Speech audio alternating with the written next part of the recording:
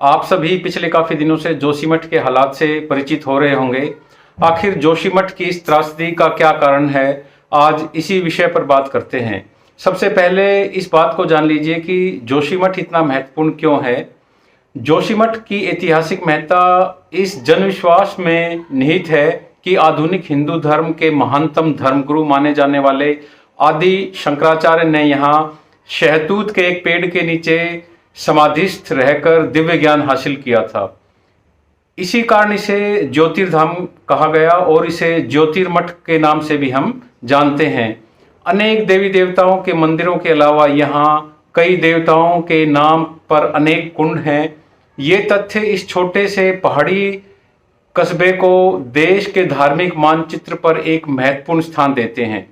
जोशीमठ उत्तराखंड के चमोली जिले का कस्बा है और यह 6150 फीट की ऊंचाई पर बसा हुआ है।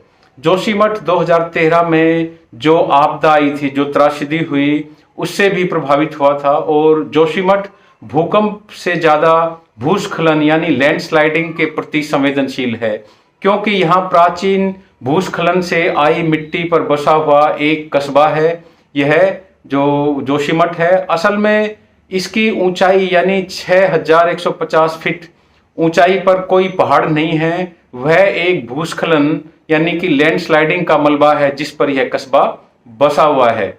भारतीय अंतरिक्ष अनुसंधान संस्थान यानी इसरो ने जोशीमठ भू धंसाव की जो सैटेलाइट तस्वीरें जारी की हैं, जिसमें यह दिखाया गया है कि जोशीमठ किस तेजी से धंस रहा है। दरअसल जोशीमठ में भू धंसाव के बाद घरों और सड़कों में जो दरारें पड़ी, उन पर देश के तमाम वैज्ञानिक अध्ययन कर रहे हैं।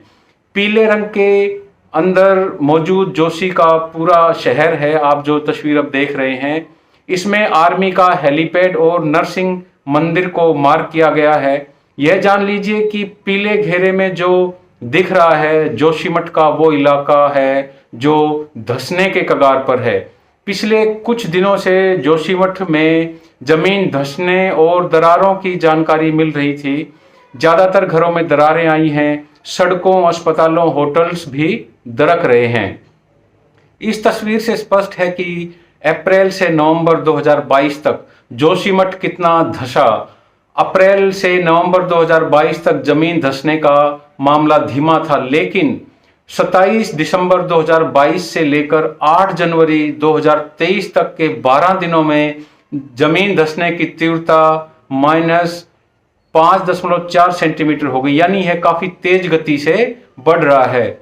आप इस अगली तस्वीर में देखेंगे कि लाल रंग की धारियां सड़कें हैं और नीले रंग का जो बैकग्राउंड है वह जोशीमठ के नीचे का ड्रेनेज सिस्टम है। यह प्राकृतिक और मानव निर्मित दोनों है। आप ही सोचिए कि जहां पर इतना ज्यादा ड्रेनेज होगा वहां की मिट्टी तो धंसेगी ही। इसे कम करने के लिए वैज्ञानिकों ने चेताया था समय समय पर कि ढलान की मजबूती को बनाए रखने के लिए पोर प्रेशर कम करना था, यानी पानी का रिसना कम करना चाहिए था। अगर पानी ढलान के अंदर कम जाएगा तो वह खोखला नहीं होगा। आखिर किन कारणों से धंस रहा है जोशीमठ, यदि हम इसकी बात करें आगे, तो वैज्ञानिक बताते हैं कि जिस ढाल पर यह ऐतिहासिक कस्बा बसा हुआ है वह एक बेहद प्राचीन भूस्खलन के कारण इकट्ठे हुए मलबे के ढेर से, वो जो ढेर है उससे बना हुआ है। इसका अर्थ यह हुआ कि इस कस्बे के घर जिस धरती पर बने हुए हैं